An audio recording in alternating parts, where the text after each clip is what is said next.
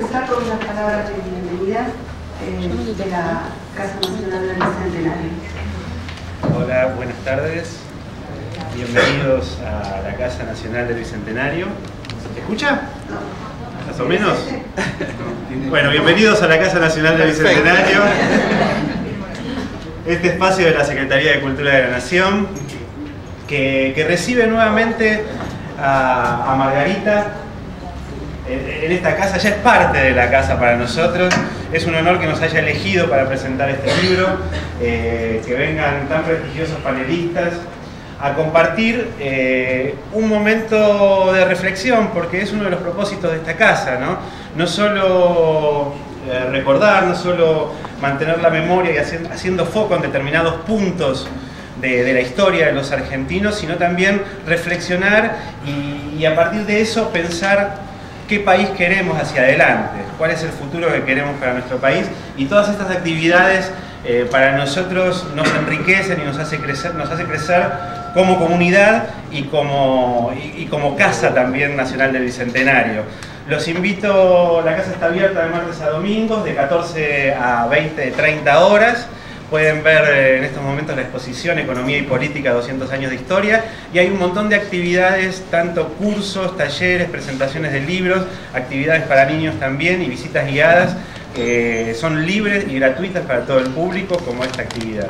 Para nosotros, vuelvo a decirlo, es un honor que Margarita nos haya elegido nuevamente para presentar su libro. Buenas tardes. Bueno, gracias Pablo. Vamos a empezar. Creo que hay gente parada, no sé si pueden buscar algún lugar o nada, o aguantar un poquito, pero seguramente que hay algún lugar por ahí en el medio. Ante todo, quiero expresar mi profundo agradecimiento a Ediciones Infinito, en la persona de su directora, Cristina Lafiandra, quien sostuvo incansablemente la producción de este libro, continuando el cálido apoyo que desde el principio me brindó su director, Carlos Méndez Mosquera, lamentablemente fallecido en 2009, a quien recordamos con enorme cariño y agradecemos a su hija que está acá. Quiero también agradecer a los presentadores del libro que tan amablemente aceptaron esta tarea, Roberto Doberti y José Pablo Freiman. Quiero agradecer a la Casa del Bicentenario por recibirnos, a Pablo, que nos recibió con unas palabras, y a su directora, Liliana Piñeiro, que hoy está en Tucumán, pero nos mandó su saludo. Y a todos ustedes, a todos los que se llegaron hasta acá, colegas, amigos y familia, para compartir estas conversaciones sobre la ciudad y el futuro y los desafíos del presente, con el siempre disponible y buen pretexto de la presentación de un libro. Comenzaremos entonces por presentar algunos puntos salientes del libro. Luego Roberto y José Pablo harán sus comentarios y finalmente trataré de contestar los temas y preguntas si surgiera alguna y cerrar.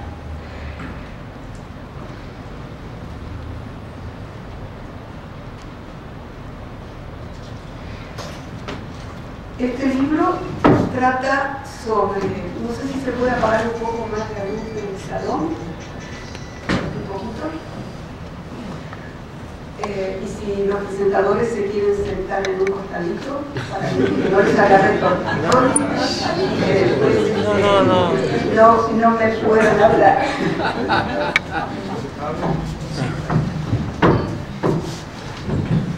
No sé, acaba de servir la carencia. Sí, la verdad. No sé si se escucha bien, yo desde aquí tengo un poco de eco, pero trataré de hablar despacio. Este libro trata sobre imágenes y expectativas sobre el futuro de las ciudades. Incluye una revisión histórica de imágenes visuales e ideas sobre el futuro que circulaban en Buenos Aires entre 1900 y 1920, pero básicamente tiene por objeto aportar a la construcción del horizonte de expectativas del futuro urbano en tanto ese horizonte despliega las opciones disponibles que informaron y quizás ayudaron a tomar numerosas decisiones, tanto privadas como públicas, en su momento y en años posteriores. De ahí el título de este libro, El poder de la anticipación. Esta aventura intelectual gira en torno a la comparación de dos grupos de anticipaciones del futuro, que habitualmente han corrido por carriles separados en las investigaciones históricas locales. Por un lado, tomé las anticipaciones producidas dentro del campo profesional, es decir, los planes y proyectos urbanos formulados por profesionales arquitectos, ingenieros, paisajistas o funcionarios, tal como fueron difundidos en las revistas especializadas y que denomino los planes letrados.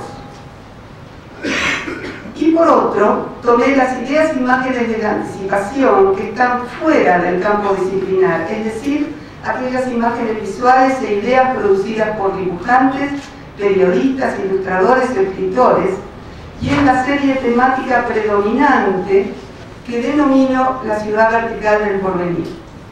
Desde allí, amplío la comparación con el estudio de otros 5 grupos. El de las anticipaciones tecnológicas, tal como fueron circuladas en las revistas, porque fueron los grandes adelantos científicos y tecnológicos los que conquistaron el primer plano estelar en el escenario de la imaginación del futuro en torno al cambio de siglo. Luego, tomo las provenientes del futurismo en su muy temprana difusión a través de las revistas ilustradas locales, por ser el futurismo una de las reverberaciones que los avances tecnológicos produjeron sobre el campo artístico. Otro grupo que incluyo es el de las imágenes de anticipación provenientes de Nueva York, publicadas en las mencionadas revistas en Buenos Aires, porque la ciudad de Nueva York fue en esas revistas uno de los más importantes y consumidos modelos posibles para el futuro de Buenos Aires. Luego, también incorporo el grupo de las escasas utopías locales producidas en esos años, en nuestro país. Y por último, amplío el contexto de ese estudio revisando las ideas sobre el futuro contenidas en una selección de propuestas de intelectuales y reformadores políticos y sociales. El marco académico de este trabajo está provisto por autores como Carl Becker, Paul Ricoeur, Ernst Bloch, Ernst Gombrich, Robert Heilbroner y Kevin Lynch. Desde diferentes puntos de vista, estos autores explican que el futuro es, en realidad, tiempo presente. Porque, y esto es puro sentido común, todo momento de nuestra vida necesariamente contiene memorias del pasado, necesidades del presente y expectativas sobre el futuro. Debo señalar también que la historia de la imaginación del futuro nos enseña más sobre la sociedad que la produce que sobre el mismo futuro que anticipa. 3 son los objetivos sociales que dispararon este trabajo.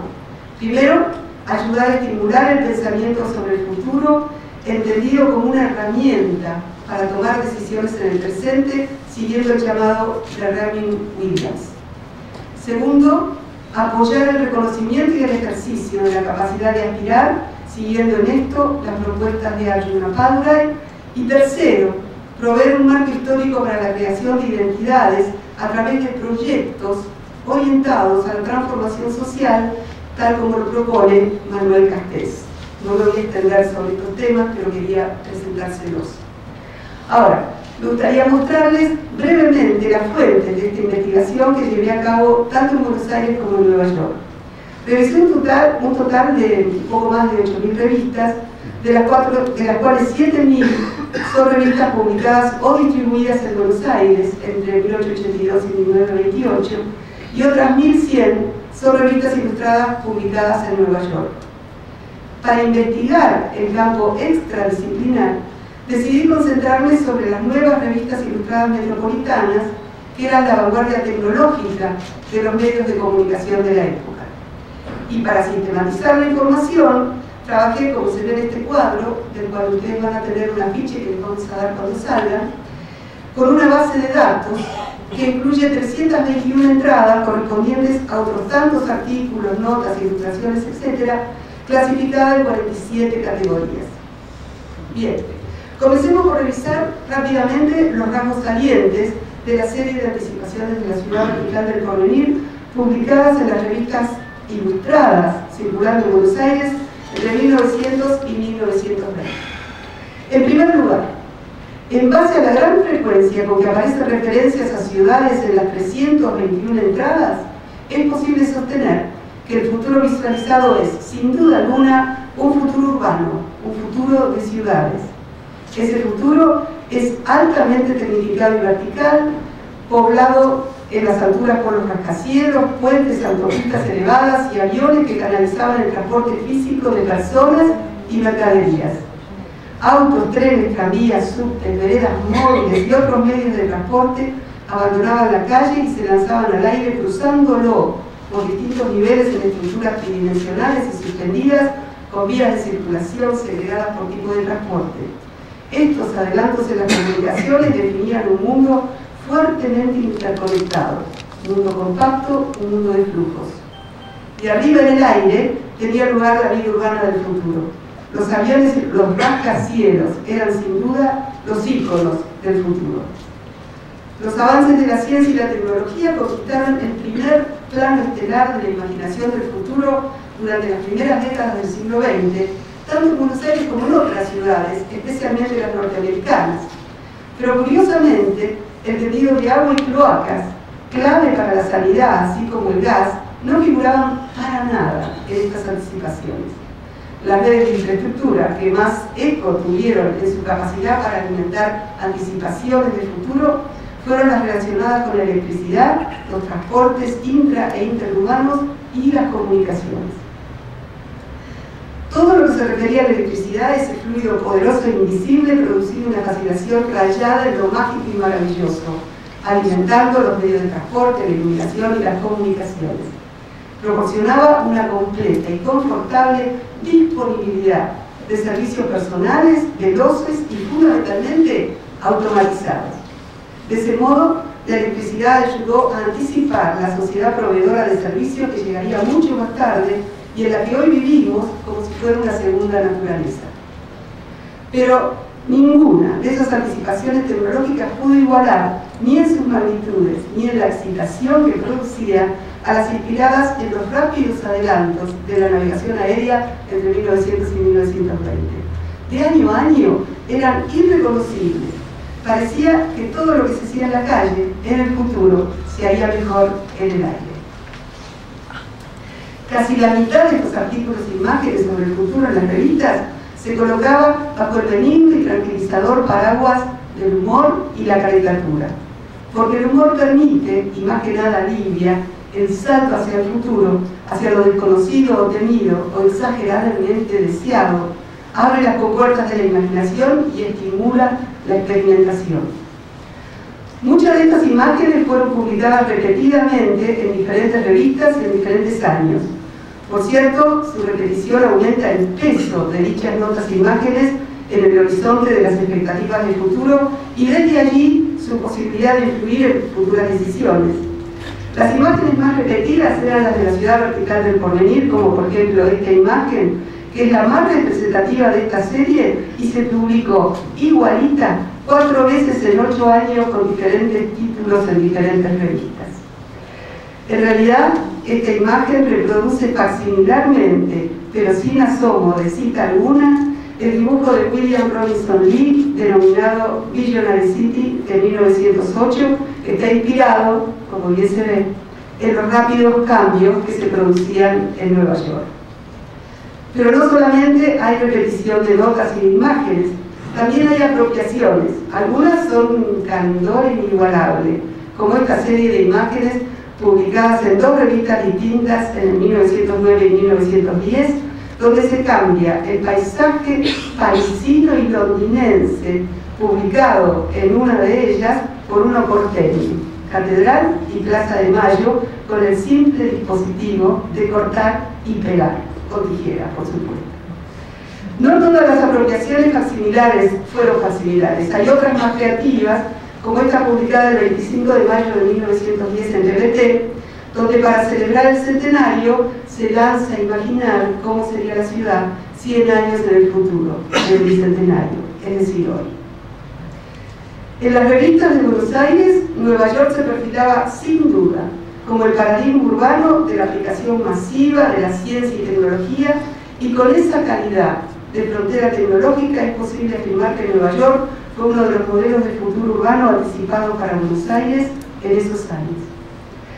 Al mismo tiempo, estas grandes obras de alardes tecnológicos, tan alabadas y admiradas, concitaban también comentarios críticos o de cautela, mostrando cómo las relaciones de Argentina con los Estados Unidos no eran ni tan fáciles ni tan tersas desde muy temprano, enfrentándose por la doctrina Monroe y las invasiones en América Central.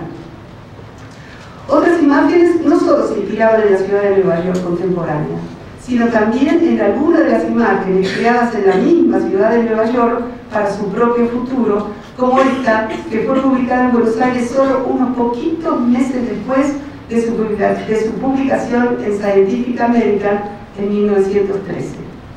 O esta otra, más tardía, publicada en 1929 en El Hogar, que es la tapa del libro, que reproduce las imágenes del futuro de Nueva York, totalmente apropiado a través del título, que está incluida en las guías ilustradas de Nueva York, como esta que arma la portada de la guía de 1911-1912, de una guía comercial de Nueva York. En las revistas de Nueva York encontré otras anticipaciones que no fueron publicadas en Buenos Aires, pero sin duda fueron su fuente de inspiración, como esta publicada en 1901, que muestra un fragmento vertical de la avenida Broadway. O esta otra, anticipando la ciudad de Nueva York en 1999, que fuera publicada en 1900 y fue dibujada por Louis Biederman, quien ilustró muchas vistas aéreas de Nueva York, como esta, que no fueron publicadas en Buenos Aires, pero el mismo Biederman finalmente apareció en Buenos Aires ilustrando un artículo que anticipaba la ciudad 250 años en el futuro, publicada en el suplemento dominical del diario Crítica de 1927. Bien, sobre la integración del horizonte del futuro urbano en Buenos Aires, solo presentaré brevemente una comparación entre la ciudad vertical del porvenir y los planes letrados disciplinares. En este slide se ven bien las diferencias entre los dos modelos. Ciudad bidimensional en los planos letrados versus una estructura tridimensional que ocupa el espacio aéreo de la ciudad vertical del porvenir. Transportes sobre el plano horizontal versus transportes que conquistan el aire segregados por tipo. Organización jerárquica y centralizada versus estructura isomorfa en red. Concepción unitaria del plan versus un agregado de fragmentos. Espacios de lugares de los planes letrados versus espacios de flujo de la ciudad vertical del porvenir, las calles como ámbito de encuentro y multifuncionales en los planes letrados versus calles sumergidas destinadas al transporte y los servicios, conexión distante versus compactación del tiempo y el espacio, ritmo de vida rutinarios del día y de la noche en los planos letrados versus la ciudad de 24 horas, 7 días a la semana. Si bien con distintos matices, ambos modelos imaginan un porvenir mejor, provisorio, feliz, sin tensiones y de seguro advenimiento. Además, ninguno ejercía una mirada crítica social, ni política, ni ideológica. Ambos abrevan en ideas provenientes del exterior. París y Nueva York estaban bien instaladas en el horizonte de las expectativas del futuro en Buenos Aires. En ambos modelos, el futuro anticipado era internacional, único, parejo y perfectamente intercambiable entre ciudades. Los fundamentos estéticos e higiénicos de los planes letrados y los avances científicos y tecnológicos de la ciudad vertical del porvenir permitían mundializar el escenario anticipado en base a la pretendida neutralidad y universalidad de la estética en los planes letrados y del conocimiento científico-técnico en la ciudad vertical del porvenir. De ese modo, ambos modelos intentan instalar a Buenos Aires en el concierto internacional de las grandes ciudades del mundo. Simplificando groseramente, podríamos decir que el futuro de Buenos Aires se resolvía en ese entonces con un viaje entre París y Nueva York. Voy a saltear en esta presentación el tema de las utopías locales, el futurismo y las ideas de los intelectuales y reformadores sociales que también contribuyeron a definir el horizonte de expectativas del futuro, y paso a señalar algunas conclusiones para dar lugar a los comentarios. Algunos de los cambios más recientes de Buenos Aires, así como los de otras grandes metrópolis globales, no fueron anticipados por los planes letrados de la época, por las propuestas de los profesionales y funcionarios, sino por la imaginación plebeya de la ciudad vertical del porvenir circulada en las revistas metropolitanas. Hoy podemos encontrar algunos de los rasgos de esa ciudad vertical del porvenir en buena parte de los shoppings urbanos o suburbanos de Buenos Aires y de muchos otros de grandes ciudades. Las torres corporativas y viviendas de Pacífico, Catalinas Norte o Puerto Madero toman las formas del modelo globalizador que define paisajes uniformes, intercambiables, sin marcas regionales, y da lo mismo que estos edificios estén en Shanghái, Hong Kong o Buenos Aires. Las autopistas que se han construido en los últimos 30 años en Buenos Aires están segregadas por tipo de transporte y por usuarios. El espacio urbano ha dejado de ser unitario y centralizado y está fragmentado y segregado por los efectos de una infraestructura astillada por la privatización. El espacio público de calles y plazas está desapareciendo en varios lugares de la ciudad y la sociedad de servicios se expande en calidad y en tiempos, cubriendo una porción del día cada vez mayor. Con su concentración sobre los avances del transporte, las comunicaciones y la energía, la imaginación plebeya de principios del siglo XX anticipó uno de los motores del cambio que reestructuraron social y especialmente a las ciudades, la tecnología de la información. En síntesis, este trabajo ha sido productivo y revelador, pero fundamentalmente fue muy estimulante, porque al exceder el campo profesional e incluir la producción de anticipaciones circuladas en las revistas ilustradas, la investigación se enriqueció también con el humor, el deleite y el contagioso entusiasmo por descubrir las potencialidades que el progreso tecnológico de la época permitía imaginar. Estas anticipaciones plebeyas transmiten una energía y una potencialidad de cambio que los planes letrados no tenían y que un estudio focalizado solo en la disciplina no puede registrar. Si algo nos muestra esta revisión histórica es la necesidad de entender la ciudad en el cruce de los campos disciplinares y extradisciplinares diversos. Retomando las razones presentadas al principio, avaladas por Williams, Apalbray y Castells, podemos decir que esta imaginación amplia y consensuada del futuro, que una imaginación amplia y consensuada del futuro es el instrumento social necesario para tomar decisiones del presente, para ejercer el derecho a aspirar y para cimentar identidades sociales.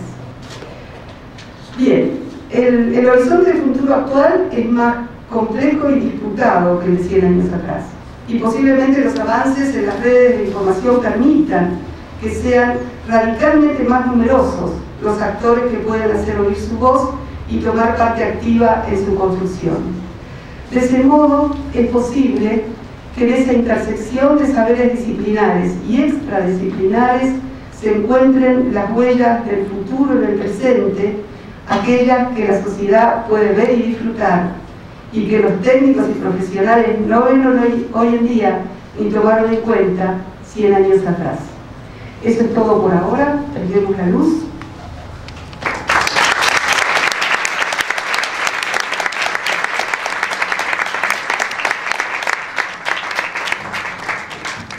Ahora vamos a escuchar a Roberto Roberti, profesor emérito y director del doctorado de la Facultad de Arquitectura, Diseño y Urbanismo de la Universidad de Buenos Aires, Y luego escucharemos a José Pablo Feynman, filósofo y escritor, ampliamente reconocido por todos por su actividad intelectual y pública. ¿Se escucha bien si hablo así? Sí. Bueno.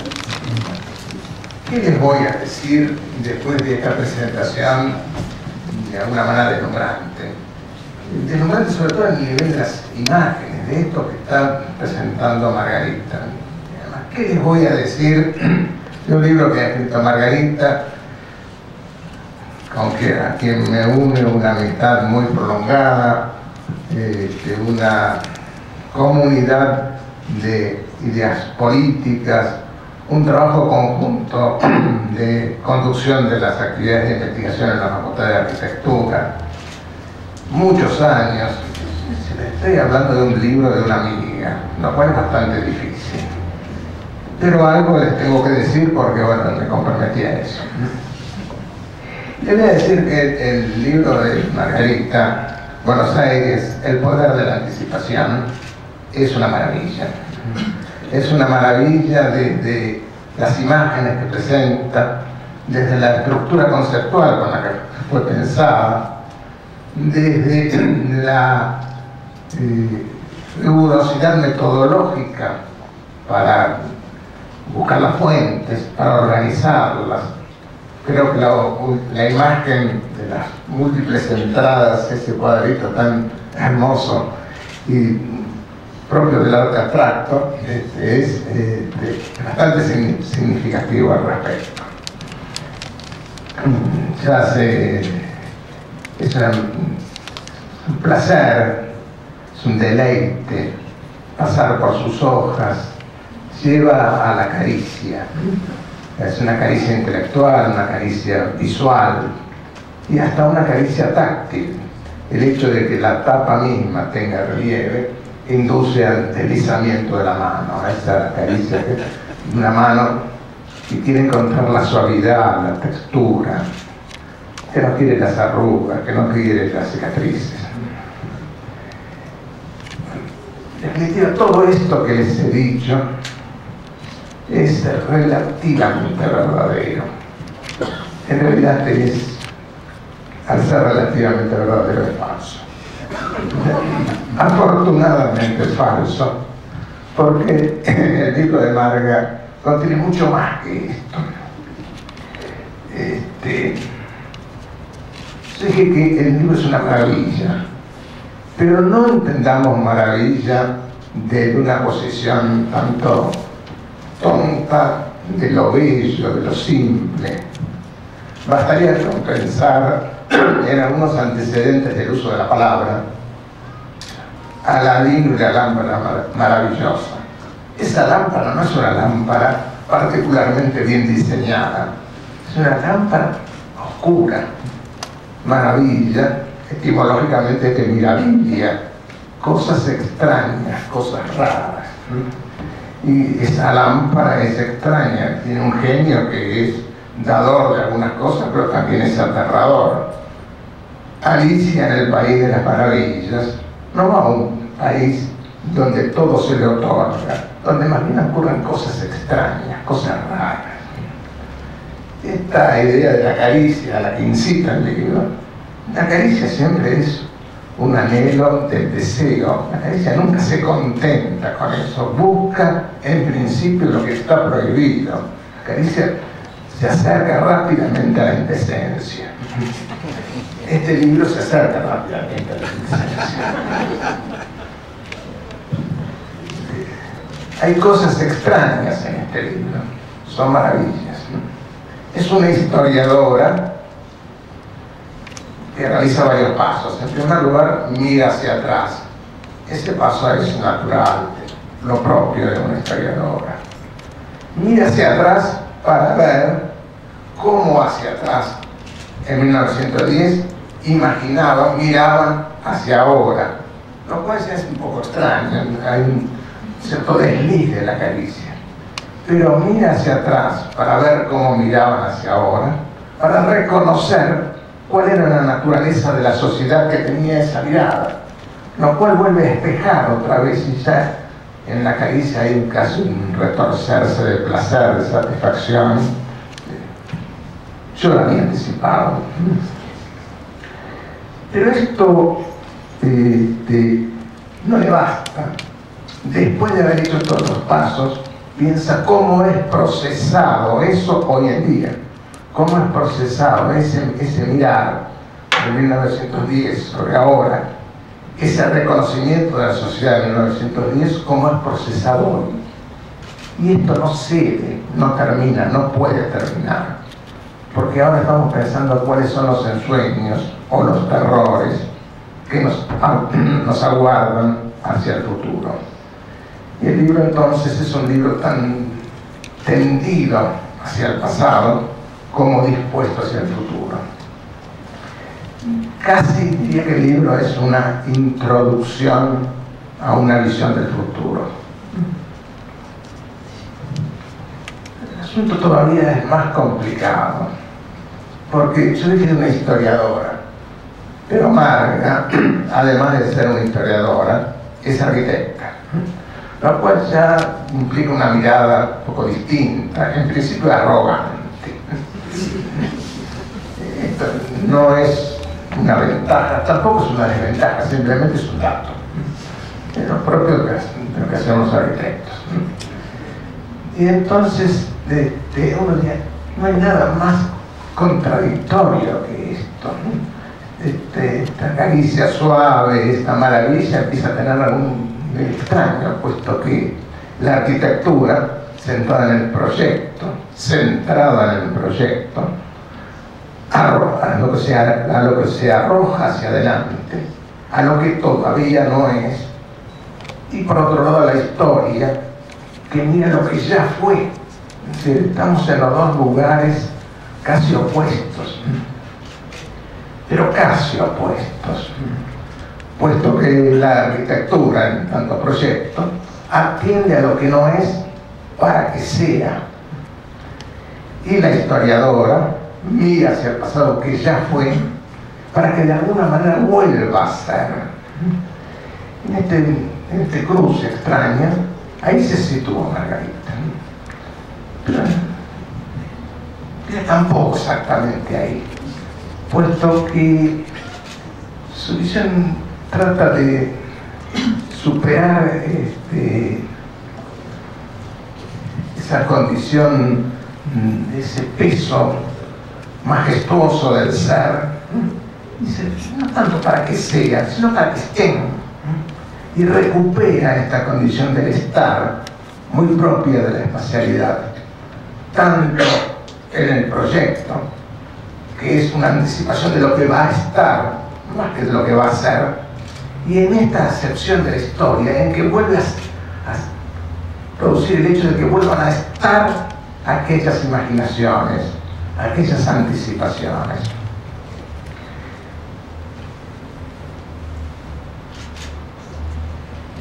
Y entonces, cuando uno pone en conjunción la historia y la arquitectura, inmediatamente aparece un producto, el más sustantivo de lo que han creado la especie humana, la ciudad, que es el producto de la historia y de la arquitectura. Es esa apropiación estable, consciente y colectiva del espacio, lo que define la condición de ciudad. Y sobre eso trata Margarita. En realidad este es un libro que es una crítica y una incidencia profunda sobre la idea de ciudad. Porque en la ciudad, y esto las imágenes presentadas lo señalan con claridad, se mezcla todo. ¿Para qué otra cosa hubieran hecho los hombres la ciudad si no es para interactuar entre ellos, para mezclarse? Esta necesidad y este haber positivo de entremezclarse, lo que ha construido la ciudad. Esto parece obvio. Si no es para interactuar, para relacionarse, ¿para qué vivimos en ciudad? Sin embargo, nunca hay que confiar en lo obvio. Obvio es solamente lo que la ideología dominante, que la ideología dice que es obvio. No es tan así porque no hace mucho, hace poco, hace menos de un siglo, pero con todavía resonancias muy fuertes aún ahora, el movimiento moderno plantea una serie de congresos, los CIAM, donde se van a formular las bases de la arquitectura moderna. Bases todavía vigentes y muchas veces sus textos tomados como textos sacros, sacralizados. Era un conjunto de arquitectos renovadores, socialmente progresistas, que hacen su primer congreso, creo que hace el año 28, y lo hacen estos arquitectos progresistas, renovadores, en el aristocrático castillo de la Sarraz, en Suiza. Las deliberaciones se realizan en la capilla, la antigua capilla gótica del castillo. Diría que en los arquitectos muy convencidos de la necesidad de la coherencia no estaban. O dicho en términos más directos, cumplían ese interesante lema de me cago en la coherencia. Pero después, en el año 33, hacen un congreso destinado a formular las bases del urbanismo moderno, cómo debía ser la ciudad. Y ahí, esto que era un mezclarse, interactuar de las personas y de las actividades, es totalmente contrapuesto. Hay un deslinde, una propuesta de un deslinde físico y conceptual en 4 funciones. Las 4 funciones del habitar, del trabajar, el recrearse, entre paréntesis, en horas libres, ojo, no joder, en horas libres, y circular. Con lo cual, por ejemplo, se supone que cuando uno trabaja o se recrea, no habita. La habitación es puramente la habitación doméstica. Pero es un tanto extraño. Esto se publica varios años después, en el año 40 y pico, creo que es. Y vale la pena, o causa pena, leer lo que se dice ahí. Lo voy a leer con precisión, porque no es un tema menor, ¿no? En la famosa Carta de Atenas, ¿no? En puntos de doctrina dice esto: las bases del urbanismo son, son las 4 funciones, ¿no? Y que se estudiaron 33 ciudades, ¿no? De esas, 28 son europeas, 3 son estadounidenses y 2 están situadas en enclaves europeos en el Asia. No hay ninguna ciudad latinoamericana. Cuando Le Corbusier publica esto, ya había estado en muchas ciudades latinoamericanas y hasta había planteado reformulaciones de estas ciudades, pero ninguna de ellas es considerada. Por si fuera poco, dice, escuchen bien, estas ciudades ilustran la historia de la raza blanca en los más diversos climas y latitudes. Es obvio que aquí el racismo y la soberbia se están dando la mano sin atisbo alguno de culpa. Este trabajo de Margarita da por tierra con esa programación del deslinde, de la separación, vuelve a hacer que la ciudad sea el lugar para entrelazarnos. ¿Y qué es lo primero que se entrelaza en la ciudad? 2, ya no sé qué decir, cosas, conceptos, ideas, realidades fundamentales: el tiempo y el espacio, difíciles de accederlos, ¿no? Tan difíciles que uno piensa en el espacio, la frase más conocida, perdón, en el tiempo, la frase más conocida es aquella de tan exitosa, la de San Agustín, cuando dice, si me preguntan qué es, si no me lo preguntan sé qué es, si no me lo preguntan no lo sé. Con lo cual esto que ha quedado marcado queda en un lugar de indeterminación. No es que no haya habido muchísimos trabajos sobre el tiempo, lo que pasa es que el tiempo es muy difícil de ser abordado, pero en la ciudad, lo mismo que el espacio. El espacio no tendría bastante para decir, ¿no? En general trabajan con la palabra, los filósofos tienen alguna desconfianza respecto del espacio, ¿no? Y han dado menos relevancia. Yo quisiera tomar esta idea del tiempo y del espacio, ya viene de lejos, de los orígenes mismos, de Heráclito y de Parménides, como posiciones un poco cómodamente antagónicas, ¿no? Pero yo considero un caso muy fuerte en filosofía, que es la posición de Platón, ¿no? Platón recibe la herencia de los llamados presocráticos, con los 4 elementos, ¿no? que Empédocles había de alguna manera canonizado, ¿no? Pero Platón se encuentra con que los griegos habían descubierto y habían puesto en evidencia la existencia de 5 y solo 5 poliedros, cuerpos perfectos, luego llamados poliedros platónicos o cuerpos platónicos. Y a Platón esta asimetría no le viene, ¿no? Pero resulta que los poliedros son insobornables, no hay vuelta que darle. Y entonces es necesario crear un 5.º elemento para poder acordar que a cada uno de los elementos le corresponde cada uno de los poliedros regulares. Y así lo hace e inventa una 5ª esencia, un 5.º elemento, el éter, que se corresponde con el dodecaedro, que va a perdurar en la historia de la filosofía y de la física hasta no hace mucho.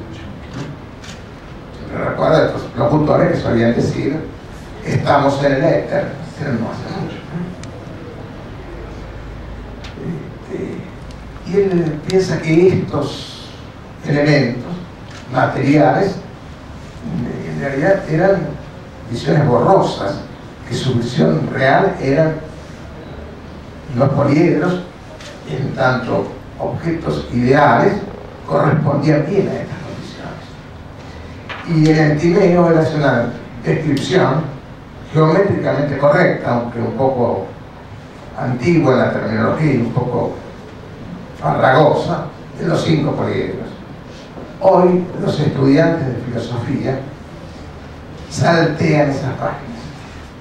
Hoy los estudiantes de filosofía probablemente ni siquiera pudieran demostrar el simple teorema con el que culmina Euclides sus elementos, en el que se demuestra que existen 5 y solamente 5 poliedros regulares. Este es el problema del tiempo y del espacio puesto como temas centrales que la ciudad asume, pero la relación entre el tiempo y el espacio, su entrecruzamiento, lo producen la ciudad y la escritura. Estas 2 grandes producciones de la humanidad que nos acompañan desde hace siglos. La escritura, que existía en el tiempo y se diluía en el decir, va a espacializarse con la escritura. Va a tener consistencia y traslación en el tiempo idéntica, sino porque se ha espacializado. Y el habitar que se da al espacio, cuando se constituye en ciudad, va a ser también posibilidad del recuerdo de lo que ha ocurrido. Por eso la escritura se constituirá en volumen, en hecho espacial, y la ciudad en conmemoración, en recordatorio. La ciudad contiene la memoria de su origen y las posibilidades de su desarrollo. Pero estamos en la ciudad, en la conciencia de la continuidad de la vida.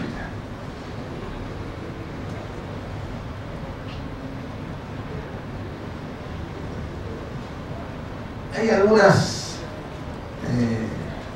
figuras retóricas.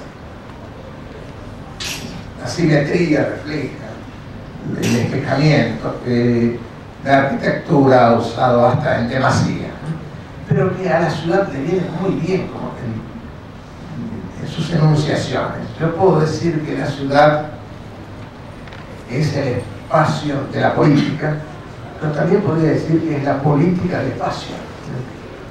Podría decir que es el espacio, que es la historia del lugar y también que es el lugar de la historia, que es el centro del poder y manifiesta el poder del centro. Es el arte del ámbito y el ámbito del arte. Todas estas cosas se reflejan muy bien. Es el lugar del intercambio de la experiencia y donde se da la experiencia del intercambio. Porque a la ciudad le va tan bien todo esto que es instrumento arquitectónico. Algo debe haber en este concepto de ciudad y de arquitectura, de tiempo y de espacio, que habilita esto.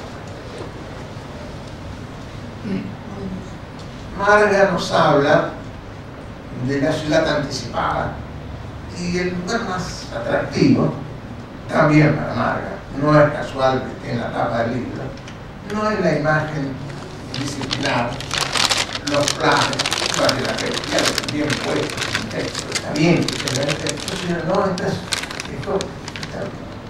imaginación plebeya o esta disciplinar que aparecía en la revista de uso popular. Esa ciudad anticipada es una ciudad espacial e infinita, no solo vertical sino espacial. Es interesante, no hay ninguna ciudad, salvo metafóricamente, que no esté en el espacio, pero esta es espacial, ¿no? Todas las dimensiones, ancho, alto y altura, profundidad, están equivalidas. Es la ciudad que se podría dar en el espacio no gravitatorio, aunque haya recursos técnicos para esto, aviones, hombres voladores, etc. Y está en un lugar donde la espacialidad llega casi hasta el delirio. Es fantástico. Es fantástico porque es la visión de una especie de socialismo romántico en el cual todo funciona y estos hombres ven ese futuro como el futuro a realizar, que se va a realizar. No es la fantasía, es la anticipación. Y en tanto anticipación es anticipación de una ciudad y de una sociedad donde todo se puede. Son los dioses los que construyen esta ciudad y no va a haber, no quieren tener los pies en la tierra, no quieren tener límites. La ciudad se extiende hasta el infinito y no hay tierra. El futuro coincidirá con sus deseos. Esto solamente lo pueden hacer dioses. El progreso se va a hacer sin daños colaterales. Basta con no mirar hacia abajo ni a los costados para que ese futuro sea fantástico. Y esta es la ciudad que se imaginó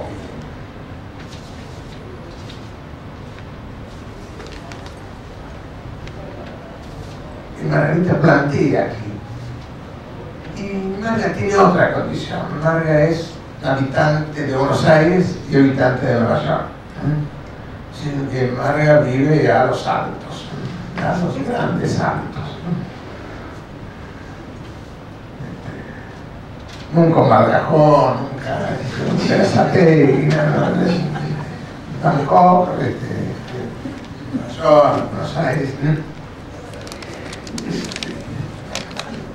Y vive buen tiempo, una buena parte de su tiempo, y tiene sus afectos, sus compromisos de trabajo, sus responsabilidades en ambos lugares, lo cual es muy positivo.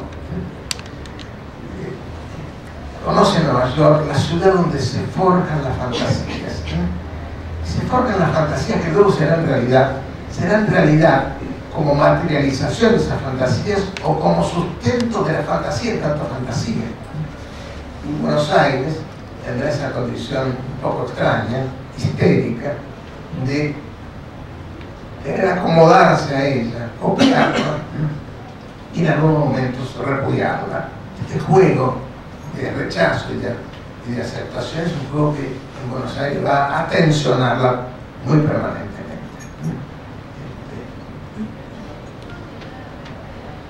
En definitiva, Buenos Aires histéricamente endiosa y desprecia lo que Nueva York produce. Bueno, voy a tener aquí hay muchas otras cosas que podría señalarles, pero quiero decir que este libro de Margarita dice esto desde un lugar de saber, un saber anclado en la experiencia de ambas ciudades. Mira el pasado y hace conjeturar el futuro. Mira el espacio, nos hace escuchar los tiempos. Registra las anticipaciones y nos incita a ver las contradicciones presentes. Es más que suficiente para que lo recibamos alborozados.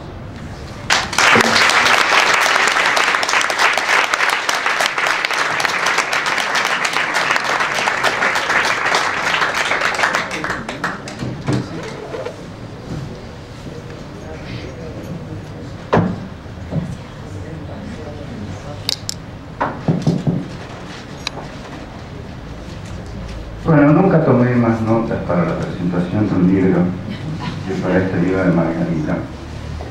Y no sé muy bien por dónde empezar. Habitualmente cuando presento los libros no tomo notas, pero el libro es un poco atemorizador, que tiene un volumen, digamos, es un rascacielos, ¿no? pero a la vez es muy compacto, bueno, es muy macizo.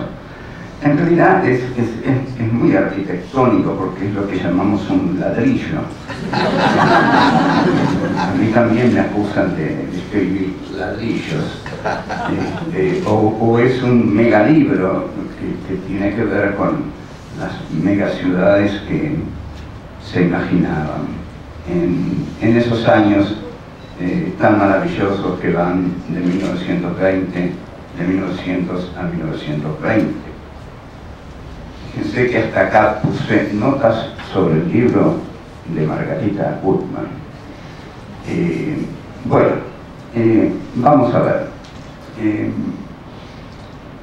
Estas concepciones de la ciudad tienen como base filosófica una concepción del progreso, es decir, la historia es un progreso constante, indetenible, el motor de la historia es el progreso, de modo que las ciudades tienen que expresar esa idea del progreso indefinido.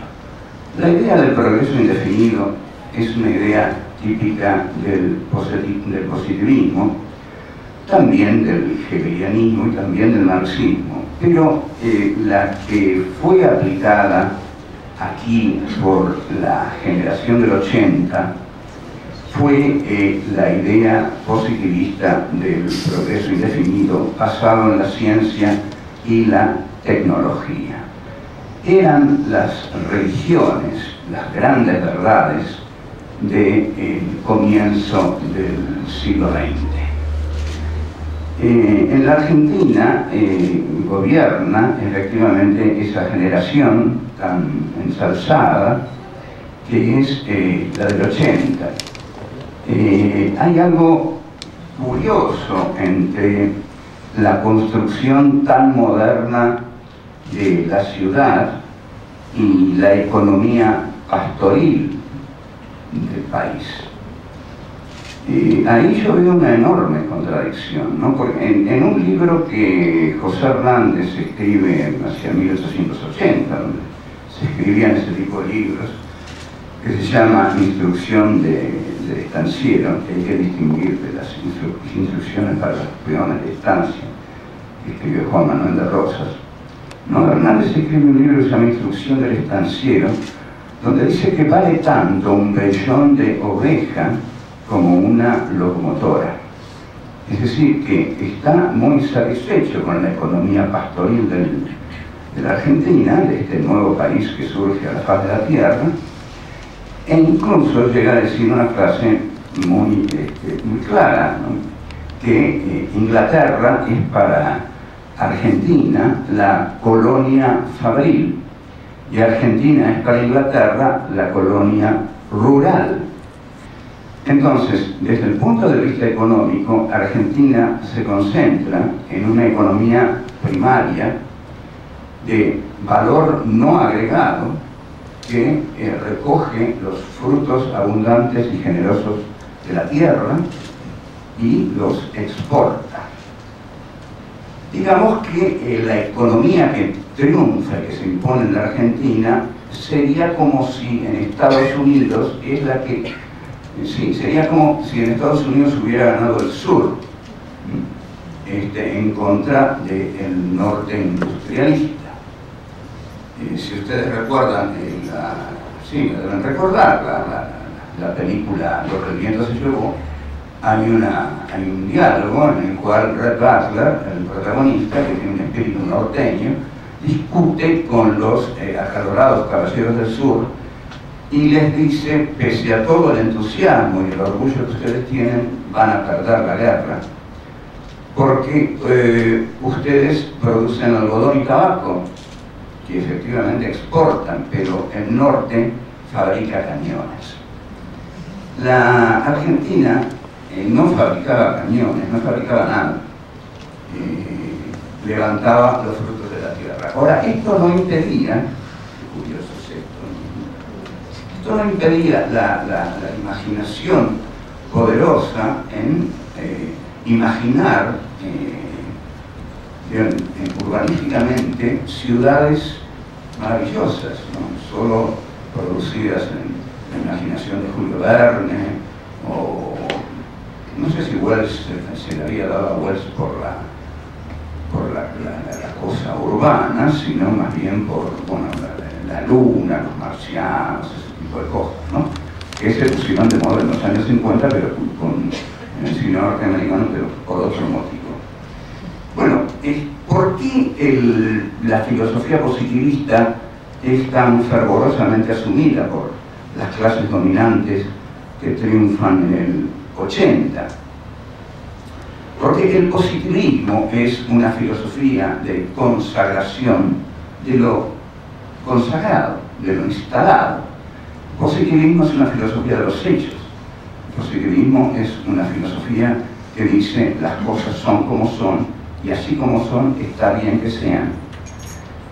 ¿Por qué ocurre esto? Porque el positivismo es una filosofía del poder y las cosas son del poder. Entonces, ¿cómo no elaborar una filosofía que diga que las cosas son como son y las cosas se van a desarrollar tal como son y no van a cambiar sustancialmente nunca? De modo que la generación del 80 se lanza hacia un futuro de enormes esperanzas basada en la economía del granero del mundo. De ningún modo las clases hegemónicas de principios de siglo en el plano económico habían imaginado que esta economía primaria podía entrar en crisis. Todo lo contrario, imaginaban que Argentina iba a tener un lugar preponderante y muy destacado en el mundo, justamente por su condición de poderoso granero del mundo, del cual el mundo iba siempre a necesitar, siempre iba a ser requerida por el mundo, por su posición, como dije, de trigo y de ganado. Entonces, es que algunas contradicciones fascinantes en algunos escritores,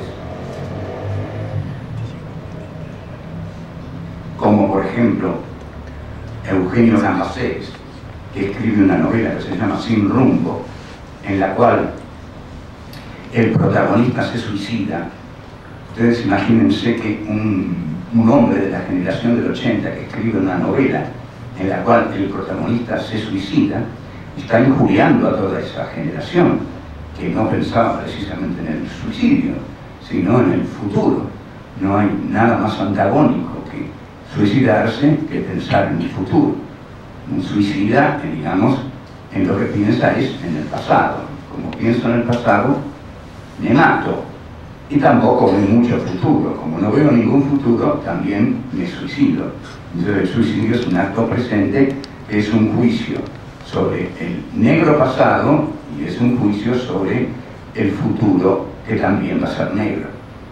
Entonces, la novela de Cambaceres, cuyo protagonista, como dije, se suicida, es una injuria a la generación del 80 que se proyectaba hacia un futuro indetenible.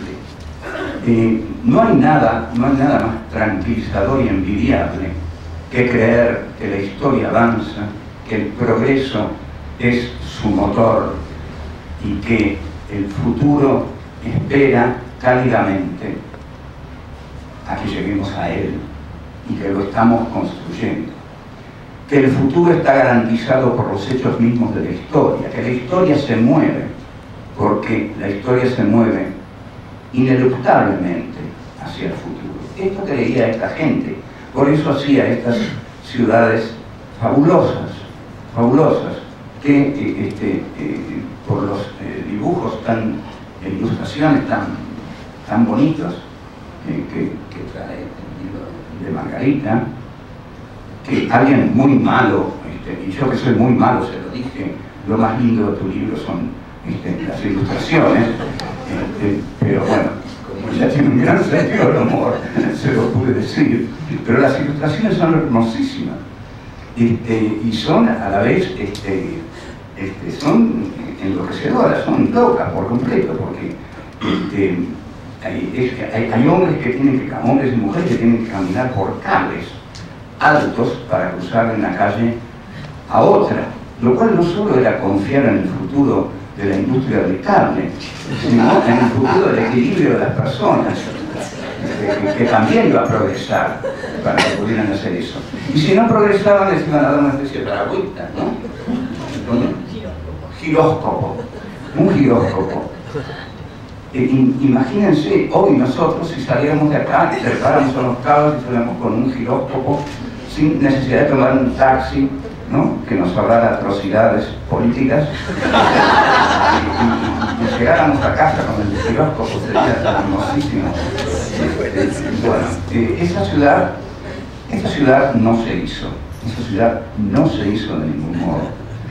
Que Nueva York efectivamente haya llegado a la utopía de rascar los cielos, ¿no? Ese nombre es teológicamente maravilloso, ¿no? Porque es casi injurioso con lo sacro, con lo sagrado. ¿Cómo vamos a atrevernos a rascar el cielo, ¿no? Pero no hay nada más prometeico que hacer un rascacielos. ¿Sí? Nos proponemos llegar hasta el cielo, eso de cosquillas, o sea, que es una especie de burla de lo sagrado, o sea, es la exaltación del poder constructivista del ser humano que se arroja hacia lo alto con la pretensión de ser Dios, sencillamente. Cuanto más altos sean los edificios, más cerca van a estar de aquello que parece haberse ausentado, digamos, ¿no? Que es la figura divina, cuyo silencio ha sido atronadoramente reemplazado por el ruido de las ciudades. El subtítulo del libro de Margarita, o uno de los subtítulos del libro, Imágenes itinerantes del futuro metropolitano en el primer centenario. Todo esto tiene, claro, su caldo de cultivo en ese primer centenario, que todos más o menos lo conocemos, pero quizás no conocemos algunas cosas muy divertidas del primer centenario, que yo, entre tantas páginas que traje para expresarles sobre el libro tan extenso de Margarita, me ocupé de traer, sí, son tan divertidos, de traer un poema de Leopoldo Lugones que escribió en el Centenario. El Centenario fue la gloria de la Argentina, fue la patria de nuestros padres y de nuestros abuelos, como dice la clase social que lo protagonizó. No voy a arruinarles la tarde hablándoles del horror que eran los conventillos, la pobreza generalizada, la ley de residencia que en 1902 dicta, escribe Miguel Cané, el tierno autor de Juvenilia, que todos leímos en nuestra escuela secundaria, primaria, y esa ley de inmigración, Cané la llamaba dulce ley de la expulsión, porque consistía en expulsar a todo aquel que fuera indeseable, un ácrata, un anarquista, para que quería trabajar en las condiciones que fueran, era bien aceptado. Pero en el Centenario, donde vienen un montón de personalidades, sacando Blasco Ibáñez, la Infanta, y que es el caldo de cultivo ideológico de estas ciudades. Nadie puede imaginar semejantes ciudades si no cree en que la historia expresa la potencia de la clase dominante, ¿no? Es decir, la historia existe para que los sueños de la clase dominante se realicen en ella. Entonces, de ahí que se puedan diagramar, de ahí que se pueda visualizar un futuro tan optimista, tan poderoso. El futuro es nuestro, ¿no? Entonces, se le encarga a Leopoldo Lugones y también al divino Rubén, que es Rubén Darío, un himno en Argentina, entre tanto, el clima del Centenario, esto se ha dado mucho, se hace sobre estado de sitio, un centenario que se festeja con estado de sitio, ¿no? Pero bueno, esto se ha tratado durante una bomba en el Colón. Ustedes imagínense poner una bomba en el Colón, inmediatamente se reúne el Parlamento y al día siguiente el Colón da una función para mostrar que nada va a frenar la cultura argentina.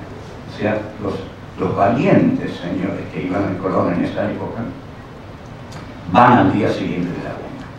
Bueno, y Rubén Darío escribe un himno a la Argentina que dice así: hay en la tierra, hoy suena un poco triste, no lloren, yo lo digo y a veces lagrimeo porque es terriblemente patético, pero también tengan en cuenta que al divino Rubén algo le habrán dado para que escriba este poema, algún terrenito, algo le habrán dado, porque si no el hombre no, en fin, hizo bien su trabajo. Hay en la tierra en Argentina, he aquí la región del Dorado, he aquí el paraíso terrestre, he aquí la aventura esperada, he aquí el vellocino de oro, he aquí Canaán la preñada, la Atlántida resucitada, he aquí los campos del toro y del becerro simbólico, he aquí el existir que en sueños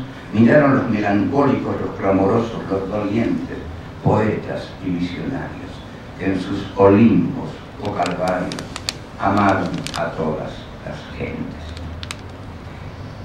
Leopoldo Lugones, por su parte, escribe una oda a los ganados y las mieses. Está claro el título, porque la economía argentina, como dije, se fundamentaba en los ganados y las mieses. Y la oligarquía argentina, que es la que festeja este primer centenario, digamos, era rica por la abundancia fácil. Era simplemente eso, una abundancia que solo había que tomar de la tierra y exportarla. Entonces Lugones, en su oda a los ganados y las mieses, dice: allá la vaca fértil como el campo, su sustancia elabora en el músculo, en la ubre y en la pelia. con una grave plenitud geórgica. Si anda, parece que en su marcha pende el talego del rico, si reposa, su aspecto familiar de pobre tosco es la seguridad del pobre, la honda paz de los campos en su ser vegeta. Esto siempre me pareció excepcional, porque hay filósofos como Martin Heidegger, por ejemplo, que se han pasado la vida preguntándose por el ser, y luego ya lo había ubicado en la vaca. Simplemente porque la culpa es de Heidegger por no haber pensado jamás en la Argentina. Es decir, ni se le ocurrió que existía la Argentina, porque el ser nada tenía que ver con la Argentina. Bueno, gran error. El ser reposaba en los campos y estaba, digamos, un poco escondido dentro de la vaca, ¿no? Es decir, en lugar de estar en el claro del bosque, como dice tan bellamente Heidegger, ¿no? Que dice el lenguaje es la morada del ser y el hombre es su pastor. Bueno, la vaca es la morada del ser y el hombre es su pastor, podríamos decir acá, cambiando un poco la frase de Heidegger. Bueno, esta oligarquía que planifica estas ciudades, basada en una confianza en el futuro en la cual también el marxismo revolucionario con la dialéctica había incurrido, porque la dialéctica marxista justamente es el interior, el movimiento interior de la cosa, como dice Hegel. Hegel dice, la dialéctica no es un método que aplicamos a la realidad.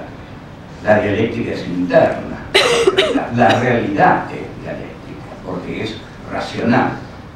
Como la realidad es racional, la razón es real.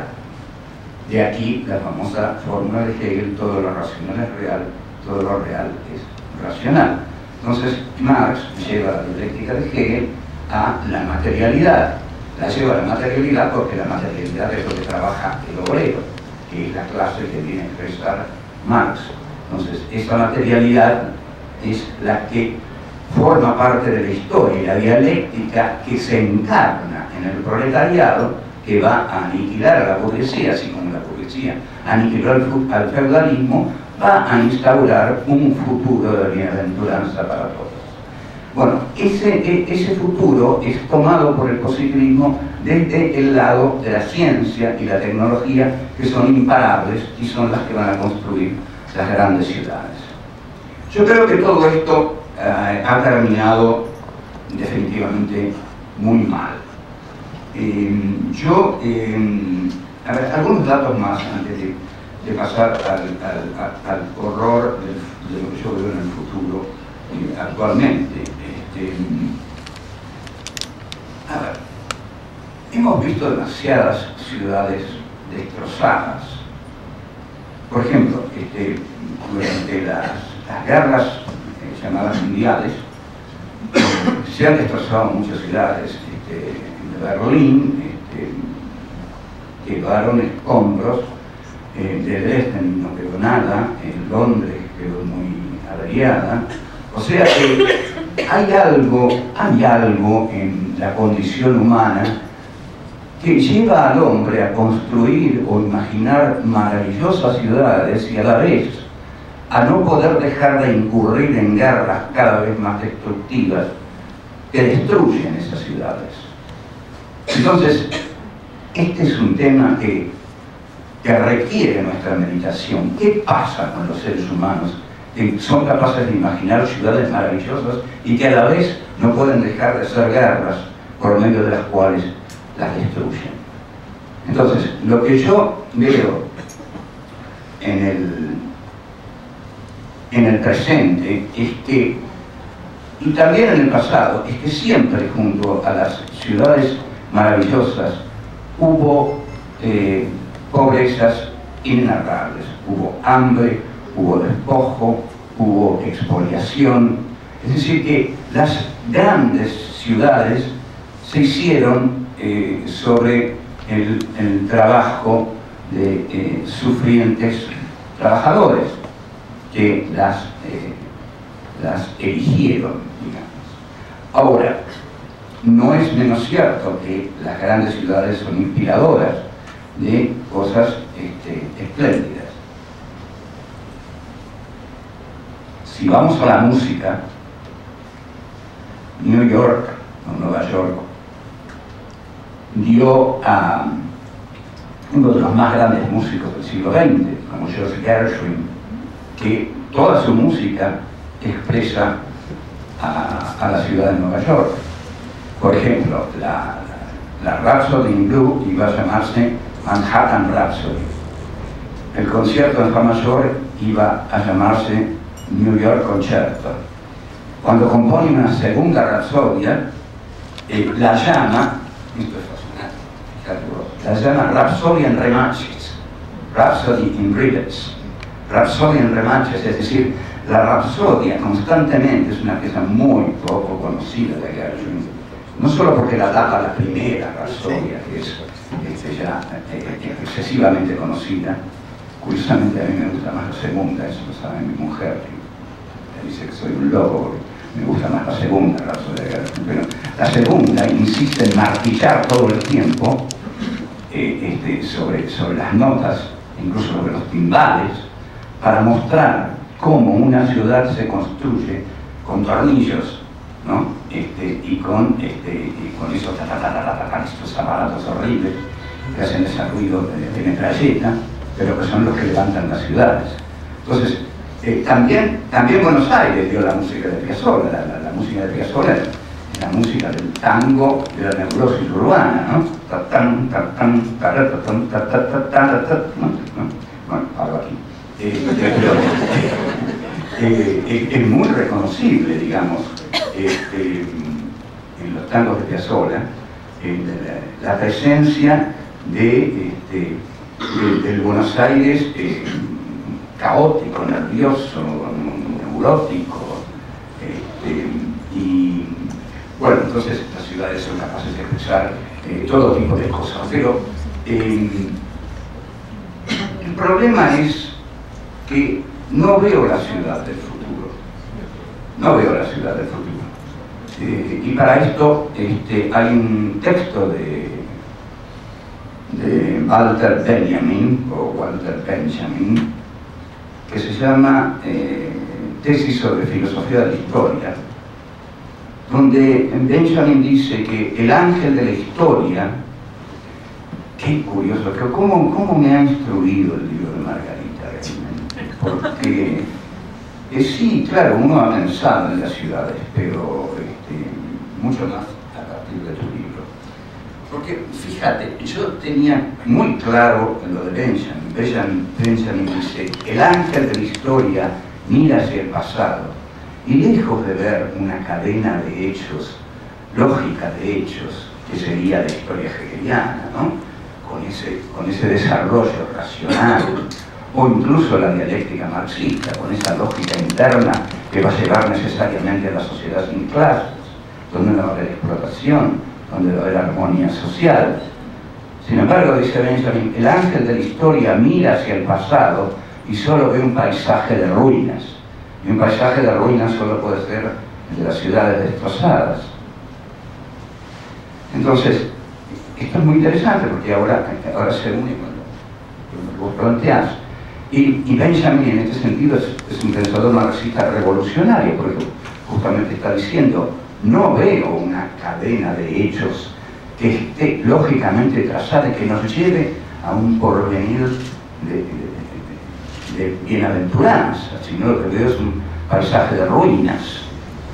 Y está basado en un cuadro de Paul Klee que fascinaba a Benjamin, y cuando mira hacia el futuro dice que el viento que viene del futuro es el que más horroriza también al ángel de la historia. Entonces llega a proponer una versión de la historia como catástrofe. Es interesante que se mencionar esto en este momento, porque este es un momento de, como todos ustedes saben, están los diarios de hoy, es un momento de gran crisis del capitalismo. Dice, si es un momento de gran crisis del capitalismo, es un momento de gran crisis de las grandes ciudades, y es un momento de gran crisis del futuro. ¿Qué idea del futuro podemos tener? ¿Cuál va a ser el futuro? Hay muchas versiones apocalípticas del futuro. De hecho, Benjamin no tenía una versión, bueno, muere, se suicida muy poco después, pero y lo que dice la escuela de Frankfurt, que también se ocupó mucho de cuestiones arquitectónicas, urbanísticas, Benjamin, ¿no? Y se ocupó mucho de la filosofía de las ciudades, es que luego de Auschwitz hay una ruptura total en la idea de progreso. Porque la dialéctica hegeliana siempre decía que de toda contradicción había una superación que contenía a los dos contrarios en una síntesis que los conciliaba, una síntesis superadora. Entonces el planteo de Benjamin y de la escuela de Frankfurt es: ¿de qué puede ser superación Auschwitz? ¿De qué? No hay superación posible. Hay una ruptura en la condición humana, como creo que en nuestra historia ocurre eso con el régimen instalado en 1976. Es una ruptura en nuestra historia. Era inimaginable un horror semejante, y la ESMA es nuestro Auschwitz. Ustedes saben que las estadísticas no importan en estas cuestiones. Una estadística es una estadística, y una víctima es una víctima. Es más doloroso ver un muerto que le digan a uno que... Hay una frase de Todorov que dice: no murieron 6 millones de judíos, mataron a uno y después lo mataron 6 millones de veces más, lo que da idea de lo concreto que es cada muerte. Entonces, y con esto estoy llegando a mi final, lo que dice la filosofía es que este momento, y ya desde hace tiempo, hay en el hombre lo que Freud llama la pulsión de muerte. ¿Cómo unir la pulsión de muerte con la pulsión de edificar rascacielos? Lo que domina en el espíritu humano es el espíritu de dominación. Y el espíritu de dominación lleva en sí a la pulsión de muerte, porque todo aquel que quiere dominar termina matando a quien quiere dominar. Entonces, si bien se pueden erigir o imaginar maravillosas ciudades, existe en el hombre un elemento de pulsión de muerte y de pulsión de destrucción que constantemente las va tirando abajo. Entonces, quizás podamos imaginar a lo sumo el futuro como una frustrante dialéctica entre la edificación de grandes ciudades basadas siempre en la marginación y la explotación, y que tienen como contracara siempre lo que mostró Margarita, la Villa 31, es la contracara de la gran ciudad. La Villa 31 es la contracara de lo que se está haciendo en Puerto Madero. Entonces, la contracara de las grandes ciudades es la pobreza extrema y la pulsión de muerte que hay en el hombre, que lo va a llevar siempre a destruir lo que construye. Esto no tiene por qué llevarlos a ustedes al pesimismo. La historia ha sido así. Y hasta aquí hemos llegado. No sé si bien o mal, si hay que festejarlo o no. En este momento no hay nada que festejar, porque es un momento para que, digamos, muy grave, digamos, lo que está pasando, se caen las bolsas. Obama no es lo que todos esperaban.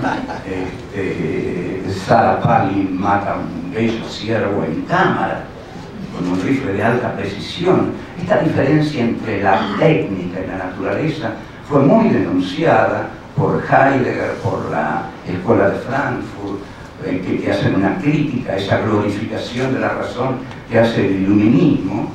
Y bueno, acá dejemos de lado el tema del nacionalsocialismo de Heidegger, el cual yo abomino, pero la escuela de Frankfurt, Adorno y Horkheimer, sin embargo, se basan en Heidegger para mostrar que la razón no es garantía de nada, que la razón puede ser la razón burocrática de Auschwitz. Y aquí Hannah Arendt escribe su libro Eichmann, un ensayo sobre la banalidad del mal. La banalidad del mal es justamente la racionalidad aplicada a la muerte. Auschwitz era algo totalmente racional, no era un matadero, era algo racional. Si ustedes ven la película Juicio en Nuremberg, uno de los jueces alemanes le pregunta a un carnicero de Auschwitz, a un matarife de Auschwitz, ¿cómo fue posible? ¿Cómo les era posible matar 10.000, 15.000 hombres por día? Y el otro apenas le da la espalda y de costado, mientras no deja de comer, le dice: ese no era el problema era qué hacer con los cadáveres, matarlos era fácil. El problema era cómo disponer de los cuerpos, y en el disponer de los cuerpos es donde entra la racionalidad de la muerte. Entonces, esa razón que soñó tan bellas ciudades es la misma razón que produce estos horrores. Pero es cierto que hay arte en las bellas ciudades, y que hay arte en la arquitectura, y que hay tanto bello arte que ha producido grandes partituras musicales, por lo menos, grandes cuadros, y gente maravillosamente fascinada por llegar a los cielos con las construcciones arquitectónicas. Luego vienen los bajarrascacielos, que son otros, que es la parte tanática, digamos, del ser humano, que constantemente se enfrenta con su parte erótica, que es la que es capaz de amar. Y bueno, para terminar, como termina Freud, para echarle la culpa a él, en El malestar en la cultura, dice: mucho me temo que la pulsión de muerte esté imponiéndose sobre Eros.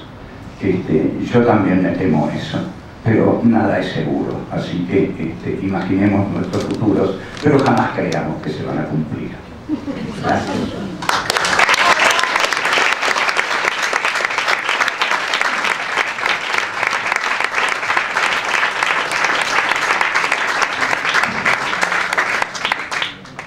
Gracias a los dos.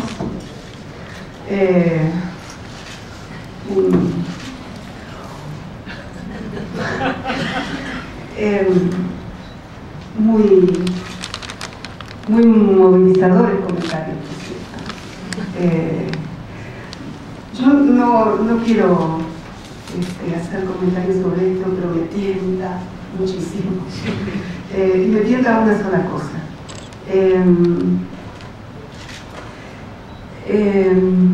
A pesar de toda la filosofía que José Pablo trajo, me da la impresión de que, a pesar de todas las guerras, desastres, espíritus negativos, tanatos, etc., hay algo que nos mueve continuamente y que nos hace vivir, que es la idea de que sí es posible tener un futuro mejor.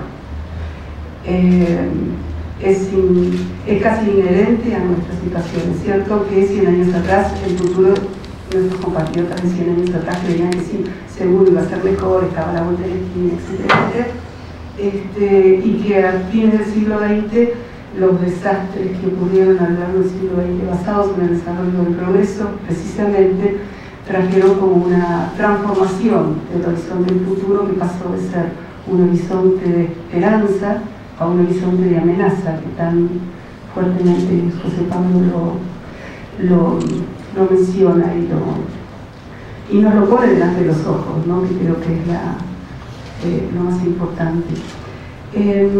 Las imaginaciones del futuro pueden ser de diversos tipos. Está la tendencial, qué es lo que va a pasar si nada de lo que está pasando ahora, mejor dicho, qué es lo que va a pasar si todo lo que la historia, ya sea con una serie de elementos concatenados o dispersos, muestra que puede seguir pasando, que es el escenario tendencial, el de los números, etc., que muestra un escenario negativo, complicado, pero hay otro escenario más, que es el escenario del deseo. Y el escenario del deseo es lo que muy posiblemente ejercitemos todos, que es lo que queremos que suceda, y que habla más de nosotros que de ese futuro que imaginamos o de ese escenario que imaginamos, y es el que nos indica qué cambios se pueden realizar en el presente para tener un futuro un poco mejor. Quiero terminar con esto porque si no me parece que salimos hechos puré. Pero es lo que profundamente creo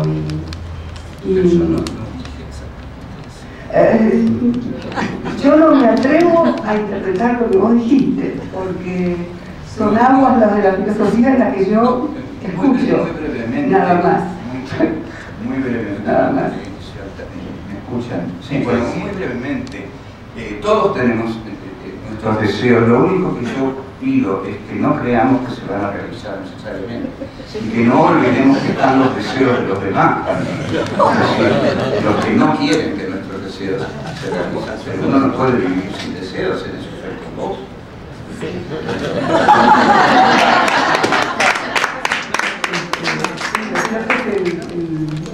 El futuro, el horizonte futuro están disputados con el presente, pero si no hacemos el trabajo para cumplir el cambio, precisamente se imponen estas fuerzas que destruyen, y muy bien lo dijiste, destruyen ciudades. ¿Tú quieres decir algo? Una cosa. Me parece, dado que polémica es que ha habido varias vertientes del positivismo, de Hegel, del marxismo, donde el futuro estaba predeterminado positivamente. En eso no podemos creer. Yo creo que tampoco podemos creer en que el futuro está predestinado negativamente. El futuro es algo que se puede construir, es lo que podamos hacer. Va a ser muy difícil, eso es seguro, pero también es seguro que vamos a estar empecinadamente dispuestos a que sea mejor. Yo creo que esto, vamos a ver si pesa más nuestro empecinamiento para que sea mejor, o las dificultades, o aquellos que quieren que todo sea mejor para unos pocos. Porque que sea mejor o peor, se trata de que sea mejor o peor para quién. Y esta es la problemática. Y quería decir otra cosa, ya que estamos en esto. Acerca de la historia, hay ciertas versiones en que dicen que no se puede hacer una disciplina histórica que muestre tendencias o que sea una disciplina científica que diga algo más allá que la descripción de los meros hechos que han ocurrido. Hay un libro que fue muy famoso en su momento, creo que escrito en el año 28 por Oswald Spengler, que se llamó La decadencia de Occidente, y donde él se proponía precisamente señalar que había una suerte de ley de la historia, y el subtítulo es Bosquejo para una morfología de la historia. Yo creo que Margarita hace una historia de la morfología, me parece que contrapone muy bien, y es propio de un arquitecto pensar en las formas, pero las formas como producto de lo humano y como aquello que orienta al ser humano. No me parece un hecho banal, la forma no es nunca un elemento secundario, sino central. Gracias. A mí me gustaría para concluir decir algunas palabras de agradecimiento.